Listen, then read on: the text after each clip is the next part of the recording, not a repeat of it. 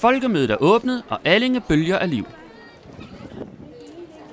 De første arrangementer starter torsdag kl. 3. I Dachels have er det SF's formand Pia Olsen Dyhr, der battler med Venstres næstformand Kristian Jensen på ulighed. Vi skal simpelthen have åbnet huset med en debat. Stemningen er afslappet, og stolene er fyldt med mennesker og journalister.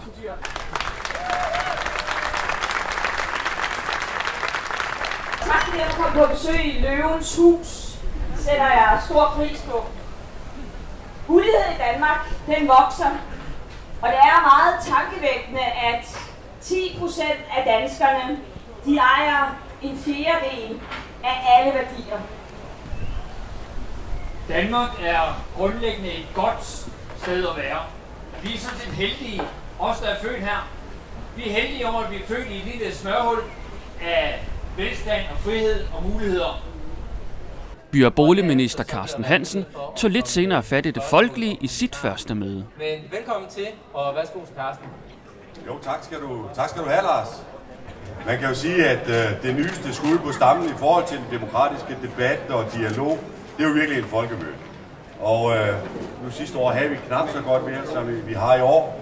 Men man kan da næsten ikke forestille sig noget mere dansk, noget mere demokratisk end folkemøde på Bornholm. Så jeg har glædet mig til at tage diskussion og debat med jer.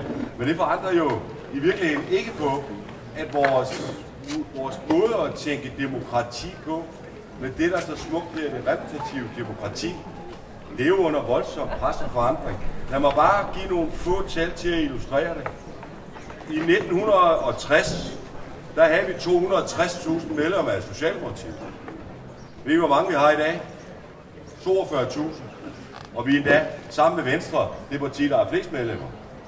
Boligselskabet Sjællands direktør Bo Jørgensen løb tilfældigt ind i Venstres boligordfører Louise Schack Elholm, der ankom torsdag sammen med sin mand, Venstres skatteordfører Torsten Schack Pedersen. BL's Dome, hvor håndværkerne tømrede til langt ud på aftenen, nåede lige akkurat at blive færdig til folkemødet. Så vi satte os lidt senere op for at høre, hvordan hun ser den regionale boligpolitik. Men vi startede ved det folkelige. Nu har folkemødet været i gang i 3 timer. Hvordan oplever du stemningen i år? Jeg synes, det er en rigtig god stemning. Altså, der er mange mennesker her. Der er mange, der er interesseret i, hvad der foregår de forskellige steder. Og når man går rundt og kigger ind, så er der rigtig mange mennesker i de forskellige arrangementer. Det betyder rigtig godt. Regionerne har sat sig rigtig meget på folkemødet i år. Hvorfor tror du, de har gjort det? Jamen, jeg håber, det er for at gøre sig selv mere synlig og få sat den regionale politik i vinkel også. Fordi det er klart herovre, det er de ting, som jeg i hvert fald diskuterer som landspolitiker. Det er jo ikke regionale ting, det er landspolitiske ting. Det er boligsociale indsatser generelt. Det er pædagogiske læreplaner i daginstitutionerne. Så det er de nationale ting, men jeg synes, det kunne være helt naturligt, at regionerne prøver at tage en mere regional vinkel også. Savner du, at regionerne kommer mere på banen? Man kan i hvert fald sige, at hvis man gerne vil fremhæve ens betydning, er det en god idé at komme på banen, og de har altid mulighed for at reklamere på sig selv her. Både over for befolkningen og også over for interessenter. Så det er i hvert fald en god mulighed, de har for at få noget profilering til nok knap så mange penge, som det ellers ville koste at få den samme profilering andre steder. Du kommer selv fra Ringsted. Hvordan ser du byudviklingen på Sjælland?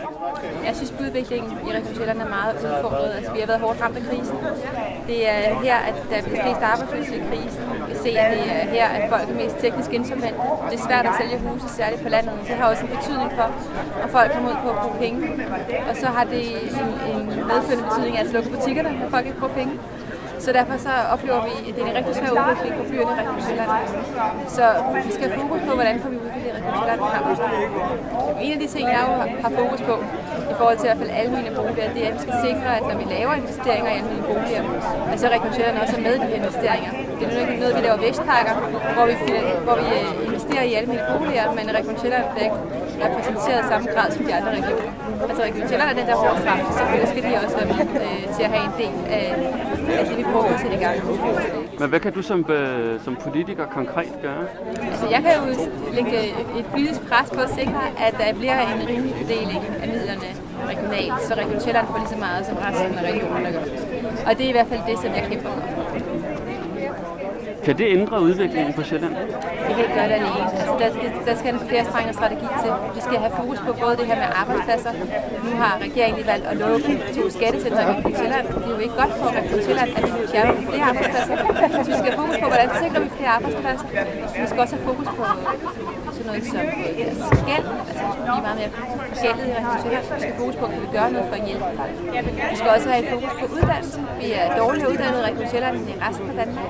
Hvordan sikrer vi de unge for en uddannelse? Så det er mange forskellige facetter, man skal spille på og have fokus på, når man skal prøve at udvikle Region Sjælland. Og så er der boligforlig her i efteråret. Hvad skal man som almen lejer holde øje med i boligforliget?